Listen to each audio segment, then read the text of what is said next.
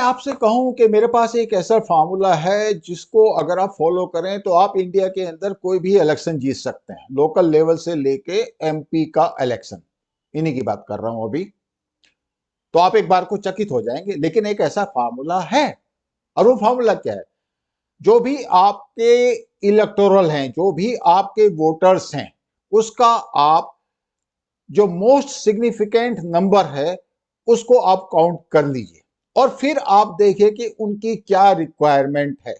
और जो भी उनकी रिक्वायरमेंट है आप उनसे निगोशिएट कीजिए कि ये फ्री बाइज में आपको दूंगा।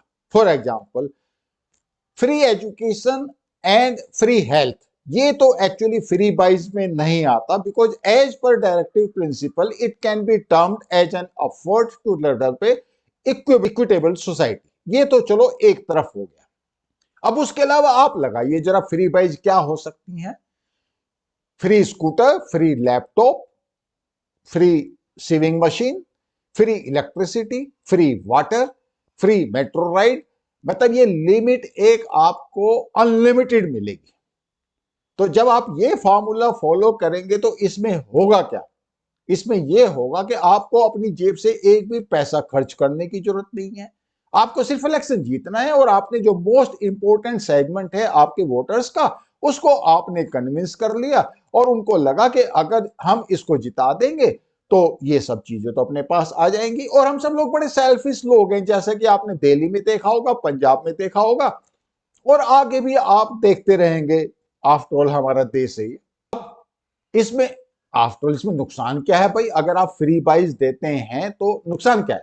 कोई नुकसान नहीं है। आप जो मेजोरिटी है आपके वोटर्स की उसको लुक आफ्टर कर रहे हैं, वो तो आपकी ड्यूटी है। अब इसमें नुकसान बता देता हूं मैं आपको।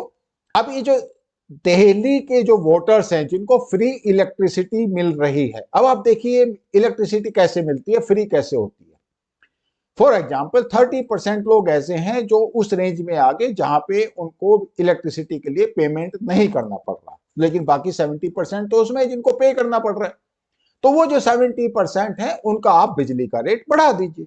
तो these 70% they will pay for these 30%। कैसे भाई? जो टोटल इलेक्ट्रिसिटी कंपनी का बिल आएगा वो स्टेट गवर्नमेंट पे करेगी, और स्टेट गवर्नमेंट किससे कलेक्ट करेगी?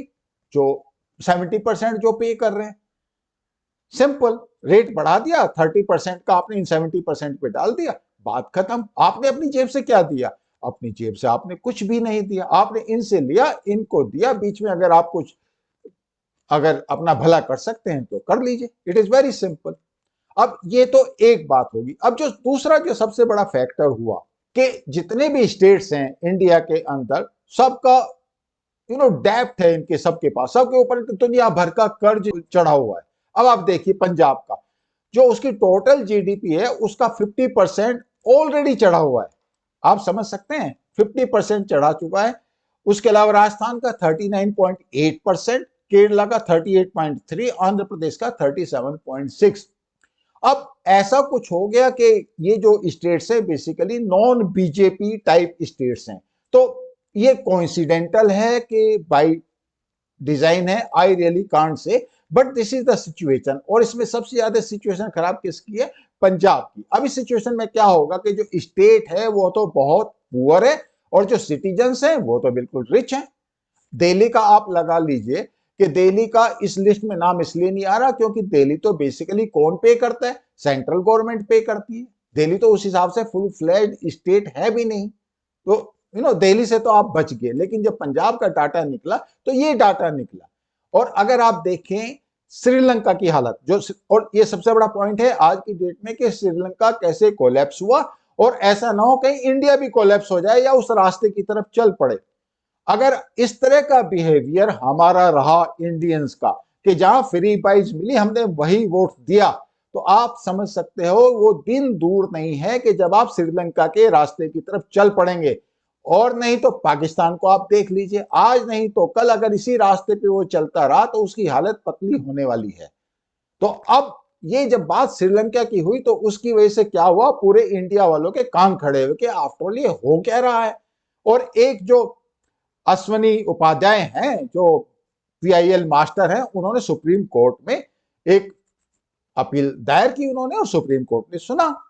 अब सुप्रीम कोर्ट ने कहा कि ये मामला तो इतने सिंपली डिसाइड नहीं हो सकता। इलेक्शन कमीशन ने से पूछा, इलेक्शन कमीशन ने अपने हाथ खड़े कर दिए कि we don't have to do anything, और एक्चुअली दे आर राइट।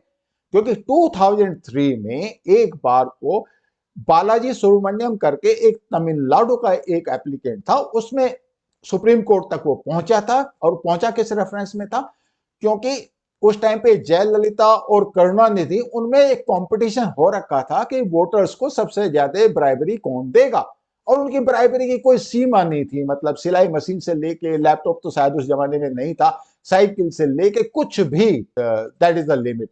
तो उसके अगेंस्ट में वो सुप्रीम कोर्ट में गए थे, और सुप्रीम कोर्ट ने क्या डिसीजन दिया था, ये डिसीजन आया था लगभग 2014 में। डिसीजन क्या आया था कि जब आप इस तरह की फ्री बाइज देते हैं तो that is not the violation of representation of people act, उसका वो वायलेशन नहीं है। और उसने इलेक्शन कमीशन को उस टाइम पे डायरेक्ट किया था कि आप एक मॉडल कोड ऑफ कंडक्ट बनाइए, तो उन्होंने बनाया। वो जैसा बनाया, जैसा लोगों ने फॉलो किया, जैसी उसकी मतलब अडहेरेंस हुई, ये सब तो आपके सामने है। तो फ्री बाइज की जब बात चलती है तो उसमें एक नाम तो सबसे ऊपर आएगा, अरविंद केजरीवाल का। दिल्ली में उन्होंने किया, पंजाब में किया, अब गुजरात में करने जा रहे हैं। लेकिन साथ में पूरे कंट्री में एक हलचल मची हुई है श्रीलंका को लेके, पाकिस्तान भी उसी लाइन पे है, तो वो भी लोग वॉच कर रहे हैं कि भाई आफ्टर ऑल ये फ्री बाइज का होगा क्या। जो स्टेट का पंजाब, राजस्थान, केरला, आंध्र, जो भी मैंने आपसे गिनाए अभी, ये स्टेट इस हालत में है कि अगर ये इंडिपेंडेंट होते तो श्रीलंका से पहले ही ये डूब चुके होते। इनकी फाइनेंशियल हालत इतनी खराब है। वो तो ठीक है, भला हो सेंट्रल गवर्नमेंट है तो वो उनको सपोर्ट करती रहती है, लेकिन कब तक। मतलब आप दूसरे की हेल्प तब तक करेंगे जब तक आप खुद ना डूबें। और अभी सुप्रीम कोर्ट ने ये जो पीआईएल एक्सेप्ट की है, जिसके ऊपर डिस्कशन हुआ है पिछले दिनों, वो इसीलिए एक्सेप्ट की है कि ये जो हालत है ये कब बाहर निकल जाए आपके कंट्रोल से आप कह नहीं सकते। और उसके बाद मोदी जी जब गुजरात गए तो उन्होंने कहा भाई ये जो रेवड़ी कल्चर है इसको आप कब तक रखोगे। क्योंकि गुजरात में जब अरविंद केजरीवाल गया तो उसने क्या कहा, उसने कहा भाई जो अनएम्प्लॉयड यूथ हैं उनको मैं 3,000 रुपए पर मंथ दूंगा, जो लेडीज है 18 साल से ऊपर की उनको मैं 1,000 रुपए दूंगा, फिर इलेक्ट्रिसिटी दूंगा, और फ्री हेल्थ और फ्री एजुकेशन दूंगा। ठीक है, दिल्ली में तो शायद ये पॉसिबल था क्योंकि दिल्ली में स्कूल टोटल 30,000 करीब होंगे, वहां पे तो लाखों में है। तो पॉइंट ये है कि अल्टीमेटली इतना पैसा आप लाओगे कहां से। अब अरविंद केजरीवाल या इस टाइप के जितने भी पॉलिटिशियंस हैं across all the parties, please don't think कि मैं यहां पे बीजेपी को या किसी और पार्टी को सपोर्ट कर रहा हूं, अक्रॉस ऑल द पार्टीज, इनको सिर्फ इतना लगता है किसी न किसी तरीके से इस बार मैं जीत जाऊं, उसके बाद देखूंगा। अब वो लालू यादव का जो लड़का है तेजस्वी यादव, उसने भी कहा था कि मैं पहले 24 घंटे के अंदर 10 लाख जॉब दूंगा। अगर आप देखो तो पिछले इलेक्शन के बाद का सीन देखो तो ऑफ कोर्स वो चीफ मिनिस्टर नहीं बन पाया। अभी लोगों ने दोबारा उससे कहा तो उसने कहा भाई अभी तो मैं डिप्टी चीफ मिनिस्टर हूं, तो लोगों ने कहा भाई चलो 10 लाख नहीं तो 5 लाख दो। माई पॉइंट इज के कहने में क्या जाता है, ये अगर पॉलिटिकल पार्टीज के भरोसे ही आपने ये देश चलाना है तो फिर बाकी इंस्टीट्यूशंस की जरूरत क्या है। और सुप्रीम कोर्ट ने इसीलिए इस बात का संज्ञान लिया क्योंकि यहां पे तो इररेस्पॉन्सिबिलिटी बिल्कुल फैली हुई है।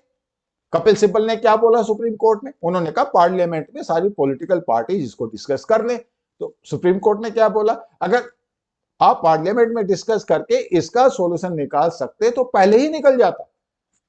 Supreme court is right. और चीफ जस्टिस इस बेंच को, 3 जजेस की बेंच थी सुप्रीम कोर्ट की, और चीफ जस्टिस उसको हेड कर रहे थे। तो उन्होंने फिर कहा कि आप एक कमेटी बनाइए जिसमें आप इलेक्शन कमीशन को लाइए, फाइनेंस कमीशन को लाइए, नीति आयोग को लाइए, सब जितने पॉलिटिकल पार्टीज हैं सबके रिप्रेजेंटेटिव आप उसमें लेके आइए। एक आप एक कंसिडर्ड डिसीजन लें कि what is free by and what is not, क्योंकि यहां पे तो कोई लिमिट है ही नहीं। अब अगर आप केजरीवाल को देखें और दिल्ली गवर्नमेंट के जितने भी दिल्ली जल बोर्ड लगा लो, ट्रांसपोर्ट कॉर्पोरेशन लगा लो, या और कोई भी लगा लो आप, तो आप देखोगे कि सबकी जो फाइनेंस की सिचुएशन है वो बहुत खराब है। और ऊपर से ये भी आपको क्लेम मिल जाएगा कि भाई हमारा तो जो बजट है वो सरप्लस बजट है, पॉजिटिव बजट है। अरे भाई पॉजिटिव बजट तो होगा ही, इसमें कौन सी बड़ी बात है, बिकॉज सेंटर आपको सपोर्ट कर रहा है। और सेंटर आपको इसलिए सपोर्ट कर रहा है क्योंकि सेंटर ये अफोर्ड नहीं कर सकता कि दिल्ली जैसी जगह पे कोई इस तरह के मिसमैनेजमेंट हो जो सारी दुनिया को नजर आए। वो तो एक आंकड़ों का खेल है कि आप कैसे पॉजिटिव बजट प्रपोज कर रहे हो, कैसे दिखा रहे हो। अब ये सब चीजें जब हो रही हैं तो आफ्टर ऑल ये कहां जाएंगी? Can we leave the entire scenario to these politicians? ये तो मतलब मैं थोड़ा सा ब्लंट हो जाऊंगा, बट प्लीज ये तो लिटरली बेच के खा जाएंगे, क्योंकि इनको तो अपनी जेब से देना नहीं है, इनको तो एक सेगमेंट से निकाल के दूसरे सेगमेंट को देना है। मिडिल क्लास या हायर क्लास से निकाल के आप लोअर क्लास में दे दीजिए और दोनों को एक दूसरे के अगेंस्ट में कर दीजिए, जैसा अरविंद केजरीवाल कर रहा है। बट द पॉइंट इज, वो लोग जिनको आज की डेट में फ्री बाइज मिल रहे हैं, कल की डेट में वो बंद भी होंगी। जब वो बंद होंगी फिर क्या होगा? फिर नेचुरली वो तो उनका अधिकार है। मतलब इस तरीके से आपने आदत डाली, उन्होंने तो नहीं कहा था कि आप हमें इस तरह की आदत डालिए। और अब आप इस तरह की आदत जब डालेंगे, आप जैसे गुजरात में केजरीवाल ने प्रॉमिस किया कि जितने भी अनएम्प्लॉयड यूथ हैं सबको 3,000 पर महीने दूंगा। कहां से देगा भाई? वो उसकी जेब से तो जा नहीं रहा। अल्टीमेटली है तो टैक्स पेयर का ही पैसा। तो कैसे हम इसको कंट्रोल करेंगे? माय पॉइंट इज के as a voters, as Indian citizen, हमारी क्या रेस्पॉन्सिबिलिटी है? मैं फ्री हेल्थ, फ्री एजुकेशन की बात नहीं कर रहा। वो तो मैंने पहले भी कहा कि डायरेक्टिव प्रिंसिपल्स एक इक्विटेबल सोसाइटी के एस्टेब्लिशमेंट के लिए प्रपोज करता है। It's good. People have to be looked after. Neglected segments of the society must be looked after. ये हमारी एक कलेक्टिव रेस्पॉन्सिबिलिटी है। ये खाली पॉलिटिशियंस की रेस्पॉन्सिबिलिटी नहीं है, ये हमारी कलेक्टिव रेस्पॉन्सिबिलिटी है सोसाइटी की। बट साइमल्टेनियसली हम उनको ऐसा बना सकते हैं क्या वो बिल्कुल काम करने लायक रहे ही नहीं, या वो फिर इस तरह की आदत में पड़ जाए कि जहां पे जब बगैर काम के मिल रहा है तो फिर काम करने की जरूरत क्या है? Let us be very, very clear about it, and we should support government and Supreme Court. I think as Indian citizens, we will be doing a great favor to our country. I hope you like this blunt conversation. I am sorry if I am blunt. Thank you so much. Please like, share, and subscribe. I will see you next video.